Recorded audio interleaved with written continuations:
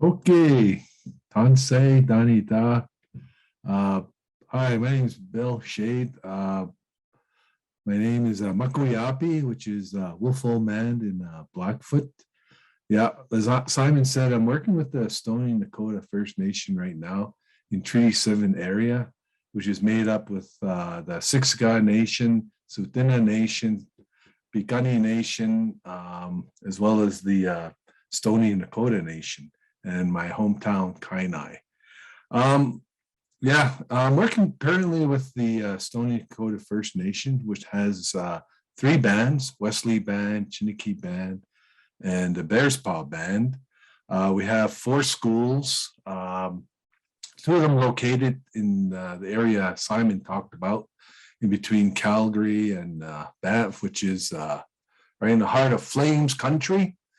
And also, we have one school about, I'd say, probably an hour and a half southwest of Calgary at the mouth of the Kananaskis area, Eden Valley, Chief Jacob Bearspaw School. And then we have another school about 3 hours from Morley, northwest in the Bighorn area, which is about 1 hour west of Rocky Mountain House. And currently we have about 1,100 students, which are registered in our four schools. Three of our schools go from kindergarten to grade 12. And then one of them is elementary, and then the other one is also grade 7 to 12. Actually, grade 5 to 12. So basically, I'm just going to be talking about, I guess, three things today, and how some of the challenges we faced also. But one of the things we are a part of is the Treaty 7, 6, 7, and 8 Education Alliance. And this is basically a pretty new organization, about 2 years old. I'm basically on the working group right now, and we're still at that level. And we're just working to expand that and try to get that established with with their own board of directors, chairman, all of that. We're working to put that in place as we speak right now. Of course, funding is always a challenge for any type of organization like this. So what they cover is basically anything from education service agreements to the sharing of any kind of documents, resources, that type of thing. And right now it's currently housed at the Indigenous Knowledge and Wisdom Center in Edmonton. And basically they have a clearinghouse there for all the nations in Alberta that can access, sample education service agreements, any kind of resources, those type of things. And, it's really helpful right now, but it is, it's still in its infancy, and I'm glad to be a part of that. The next thing I'd like to just kind of talk about is partnerships we've had with school divisions. And the reason why I want to kind of go into this, I want to illustrate some of the, I guess a major challenge that resulted from working with these partnerships. The first one, we did partner with Canadian Rockies School Division, which is west of us. And they actually have a school in their school division, which is under their, I guess, school division, which is about, I'd say, half hour from our schools in Morley. And they have a elementary school there, which is kind of unique because there are about 200 kids in that school, and 99.9% of them come from the Stoney Dakota First Nation. So we did work together with that school division in two projects. The first one was we held a Google Summit together for 2 years, which was, I guess, really, really timely, because after we did those first two Google Summits, and it was done together with their teaching staff and our teaching staff, their support staff, our support staff. It really helped us navigate with Google Classrooms and things like that, which was, like I said, very timely because lo and behold, after our first summit, not very long after that, pandemic hit, and it really helped us make that transition to online with many of our students. Teachers had the tools to deal with Google Classroom, Google resources, all these type of things that we were pressed into without even having to realize it with the pandemic.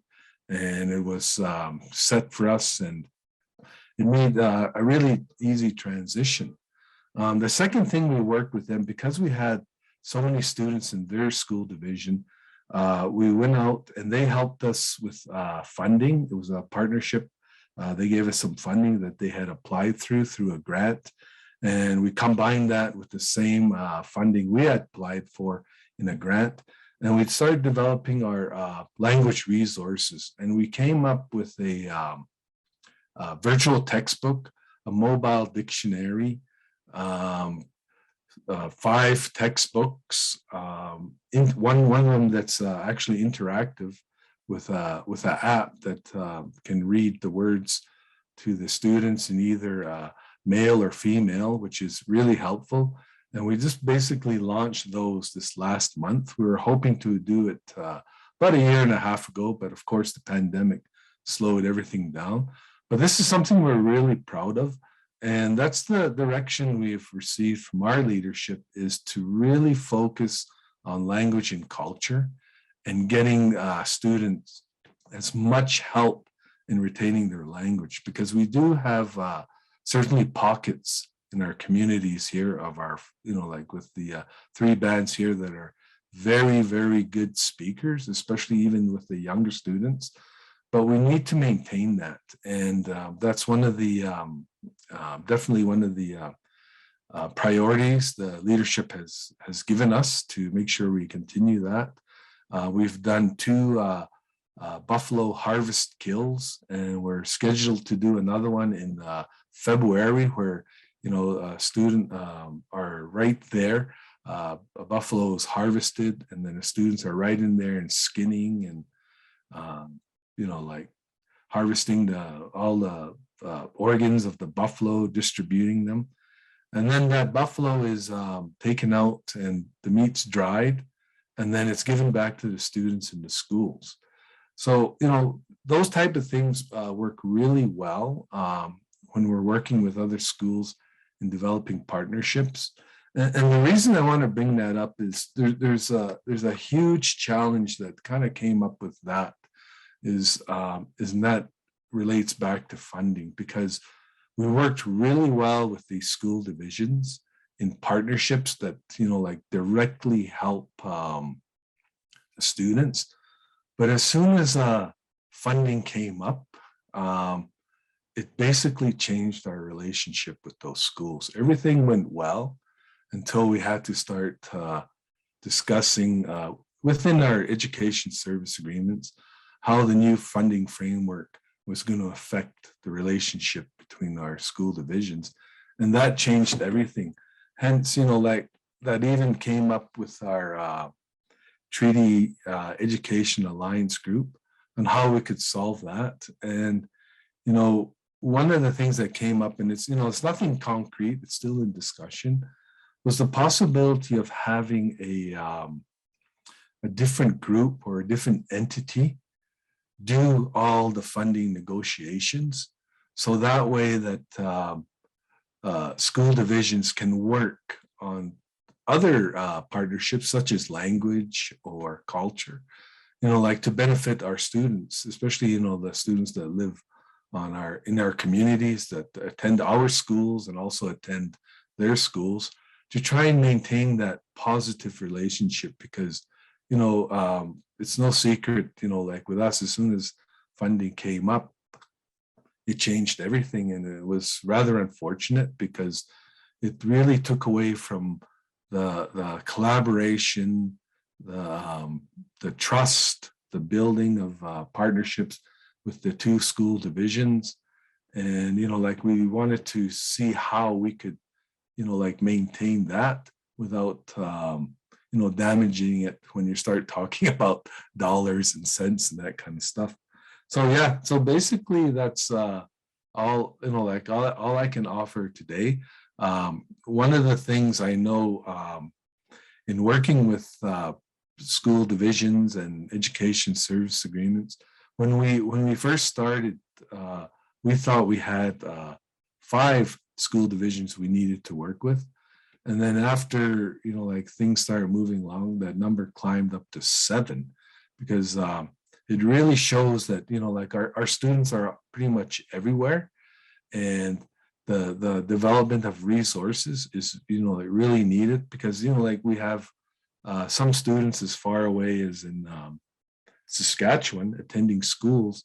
And if they want to learn their language or their culture, it's really nice for them to contact us, and then we can send those resources to those students, and they have access to that, even though they're not like in our area or in our communities. Yeah, so that's all I have. And like thank you again, like Mike, for the prayer. It's always a good way to start that. That's something that I really try to press with our leadership admin team, to start that way. Most of them are First Nations, but there's some that are not. And we have to guide them through our culture and our ways, to help them lead by example, especially to our students. So thank you for that.